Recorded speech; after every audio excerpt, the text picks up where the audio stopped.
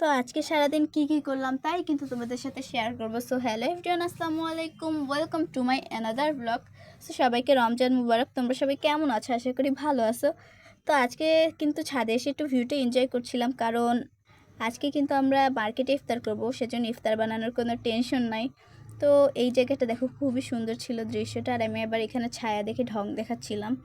তো আজকে কিন্তু হাতে সময় নিয়ে বের হব, কারণ হলো আমরা একটু কেনাকাটা করব। তো অবশেষে কিন্তু আমরা বের হয়ে পড়লাম, আর এদিকে দেখো ক্যামেরা দেখে কি ঢং দেখাচ্ছি। এরপরে কিন্তু রিক্সায় উঠে পড়লাম। তো রিক্সায় সুন্দর সুন্দর ভিউ এনজয় করতে করতে কিন্তু চলে আসলাম। এসে দেখি এটা ঘুম। তো এদের ঘুমের 12টা বাজিয়ে কিন্তু আমরা কেনাকাটা করতে বের হয়ে পড়লাম। তো এরা আবার আমাকে কফি দিচ্ছে, না না বাবা আমি রোজা। আর প্রথমে কিন্তু এই টু পিসের কালেকশনগুলো দেখছিলাম, আর ঈদের মেন ড্রেস কিন্তু দেখানো যাবে না, কারণ এটা সারপ্রাইজ, দেখালে পূরণ হয়ে যাবে।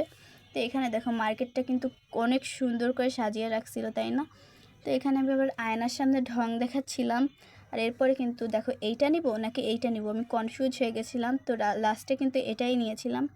তো এটা নেওয়ার পর কিন্তু আমি কি খুশি দেখতেই পাচ্ছ, কারণ এটা আমার পছন্দ হয়েছিল। এরপরে কিন্তু আবারও চলে গেলাম মার্কেটে, কারণ আমরা ইফতার করতে বসবো। তো এখানে আবার এসে দেখি কি ইফতার সব রেডি। এখন কিন্তু ইফতার বানাচ্ছিল আমার আব্বু।